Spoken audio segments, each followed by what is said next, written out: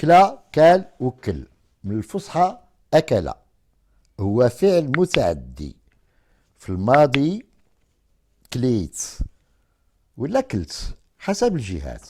والمعنى الأول هو استهلاك الشيء وتناوله مضغا.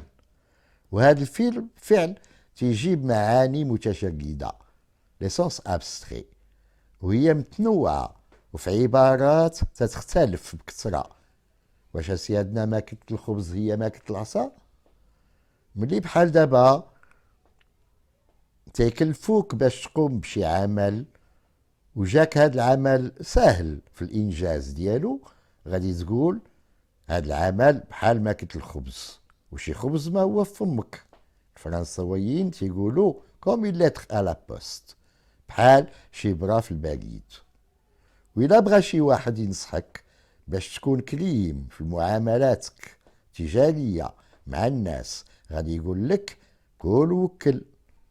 وإلا بغاك تكون تتصرف بالقياس وبتوازن وما تكونش ملهوف، غادي يقول لك كول وقيس ولا كول وبقي.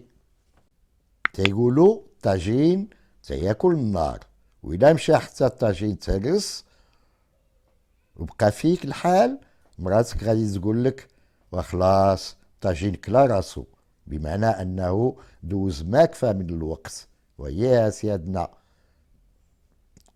الأولين كانوا تيعرفوا معدل الاستهلاك.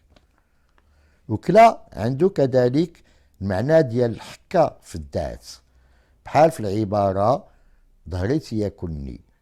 وإذا كانت شي مرأة طايشة ما تتشدش الأرض، داخلة خارجة ساكنة في جلابيتها، تيقولوا باللي تتاكلها الدودة. ولا كسلان معناه أنه شي واحد غادي يزور قريب. واحد غير تيهدرز ويلغي بلا هواه، تنقولوا عليه باللي لسانو تياكلو. ملي شي كسول ما بغا يشد الطريق، الفقيه غادي يوكلو العصا، ومن بعد غادي يوكلو الدق، وإذا ما تابش غادي يوكلو طريحة. أرانا دابا ماكلة الحرام، وياه حتى هي كاينة، والحرام عشاقو كتار غير مشتين في الأرض. تتاكل الحرام ملي تتسولي على أموال الآخرين، وتتبدا تتاكل ديال الناس، تتاكل ربا، وفلوس الربا ما فيها منفعة. تيقول المثل فلوس اللبن كلاهم زعطوط. وكلا عنده كذلك معنى ديال تبديل ديال الأموال في اللي ما فيه حتى مصلحة. تيقولوا فلان كلا فلوسو غير في الفساد، ولا فلان كلاوه ولادو. واسمع هاد العبارة على المبدر اللي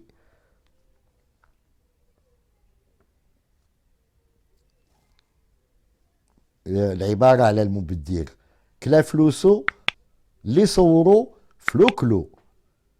العبارة تجري بحال كيف تيجريو الفلوس في يد المبدلين.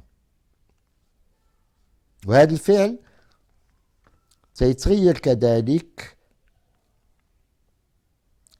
وهذا الفعل كذلك سيعطي المعنى ديال النميمة، بحال ملي تيهضروا فيك الناس غادي ياكلوا فيك ماكلة بلا غسيل اليدين.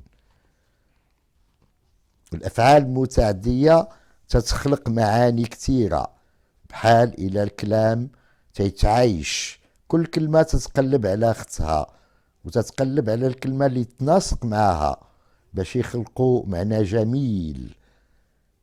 وباش نختموا نقولوا الناس يقولوا المصريين ما أصل الكلمات بتعشق بعضها.